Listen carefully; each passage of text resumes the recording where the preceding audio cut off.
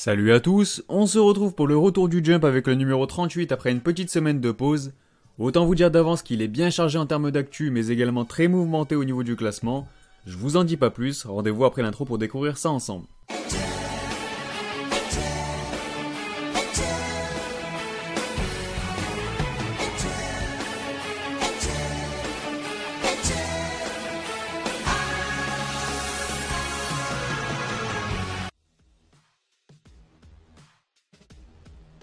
Bon bah comme d'habitude on commence avec la partie hors classement.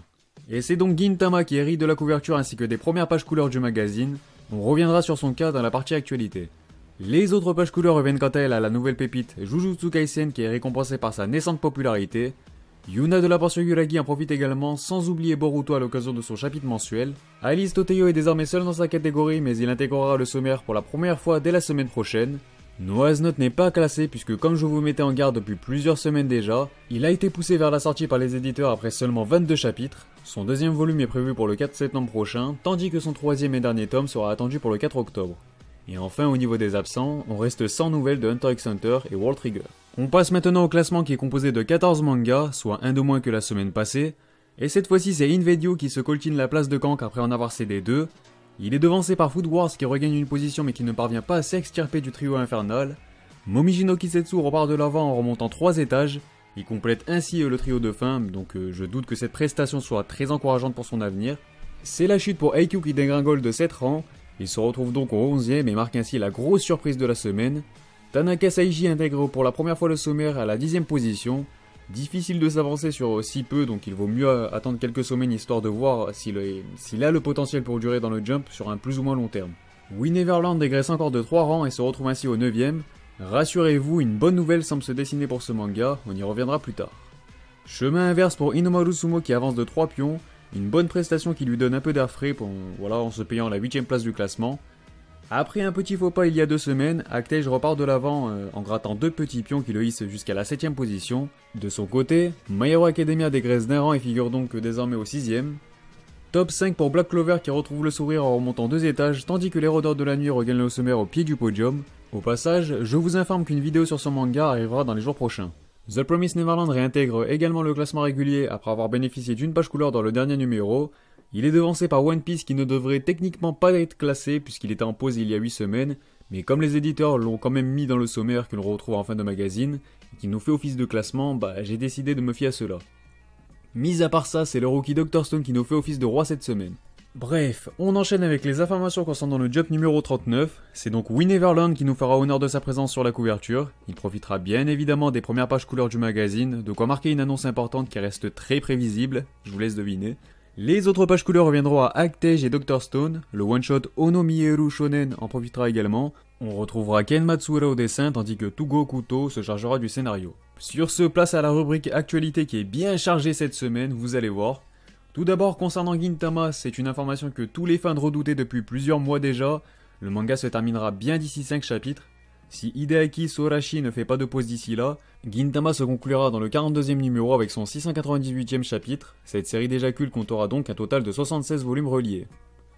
Après une mauvaise nouvelle, place à une bonne nouvelle pour We Neverland puisque son adaptation animée devrait être annoncée officiellement prochainement, donc dès la semaine prochaine normalement.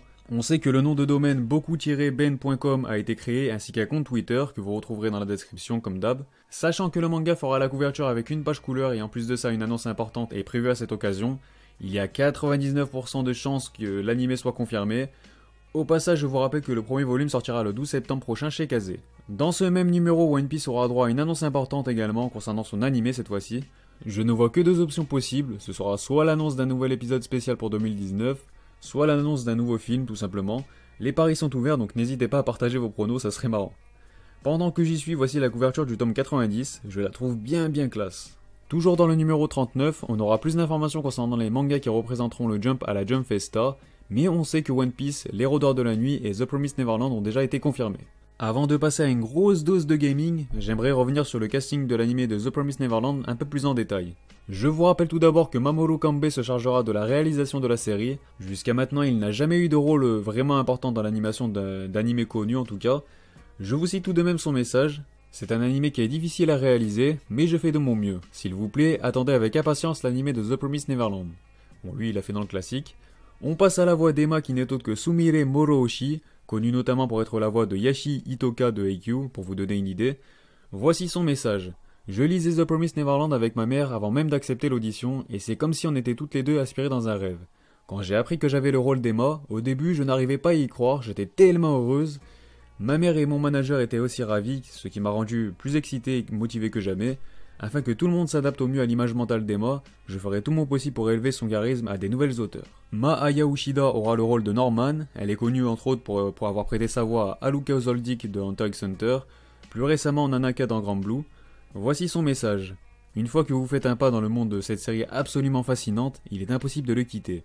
J'ai moi aussi été hypnotisé par cette série, je vais jouer le rôle avec tout ce que j'ai, s'il vous plaît donnez-nous votre soutien. Et pour finir, Maria Issei se chargera de Rei, elle est connue pour être la voix de Levi dans Fairy Tail ou encore Legu dans Made in Abyss.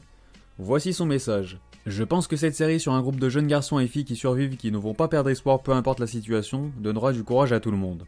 Dedans, Rei a appris certains secrets avant tous les autres mais il les a gardés pour lui. J'espère ressentir et transmettre sa solitude, sa détermination, sa volonté de se battre, ainsi que le soutien de ses amis. Un grand merci au compte Twitter The Promised Neverland FR pour la traduction.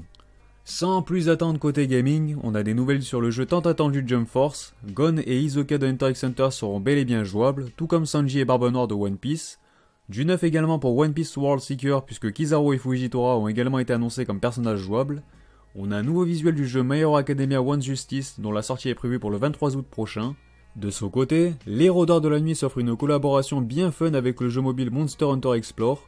On apprend également qu'un jeu mobile est prévu pour Black Clover, ce dernier s'intitule Knights of Illusion. J'espère que vous aimez mon accent, en tout cas il sera disponible sur iOS et Android.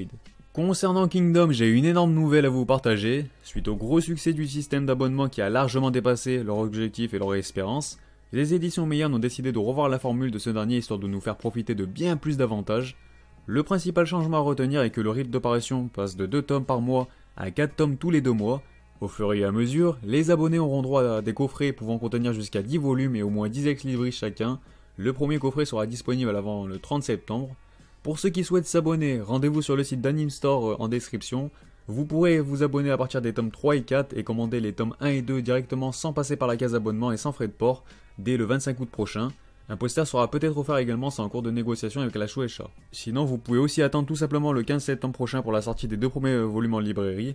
Mais bon, en vous abonnant, vous serez toujours en avance sur les sorties en librairie, je dis ça, je dis rien. Bref, vous retrouverez un article complet sur le site Okashi, je vous mettrai également le communiqué de Meian en description. Puis pour conclure, on passe au top Oricon. Il s'agit des ventes de la semaine du 6 au 12 août 2018 au Japon. On commence par le 10e tome de My Hero Academia qui apparaît à la 37e place après en avoir cédé 23 en 2 semaines. Il a tout de même pu ajouter un peu plus de 27 000 unités à son total qui a enfin franchi la barre des 600K. À la 17e position, on retrouve le 26e et dernier opus de Sekikuso no Psinan. Il a déjà atteint le cap des 100 000 exemplaires vendus après en avoir liquidé plus de 52 000 cette fois-ci. Un cran au-dessus, on peut constater que les Rôdeurs de la Nuit continuent de monter en puissance avec un total de quasiment 120 000 unités, auquel il a ajouté 55K cette semaine. 14e rang pour Gintama et son 74e opus qui sont toujours dans le game avec leurs 63 000 copies vendues qui placent leur total à quasiment 140 000 unités. Dans le top 10, le tome 17 de Black Clover figure à la 9e position après avoir écoulé 92 000 exemplaires, permettant à son compteur de se rapprocher du cap des 200K. De son côté, le 10e opus de The Promised Neverland apparaît à la 5e place après avoir franchi le cap des 300K, donc c'est vraiment énorme. Quant à cette semaine, il a fait parler la poudre à 153 000 reprises.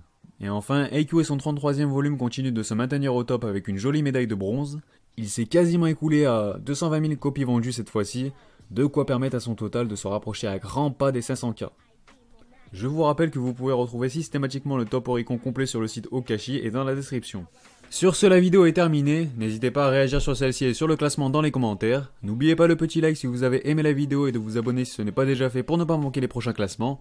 Pour ceux qui veulent soutenir la chaîne, vous pouvez le faire sur ma page Utip gratuitement et c'est en description.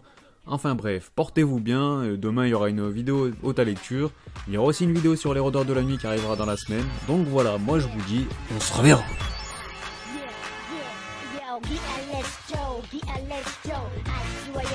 き出しの本性戦場そこらのやつには真似できない根性目指せ頂上レベル目に勝ちくこの悲惨なエリアゲラゲリラ下克上俺らの夢を叶えてくれよ Sweet dreams are made of these そうさ誰も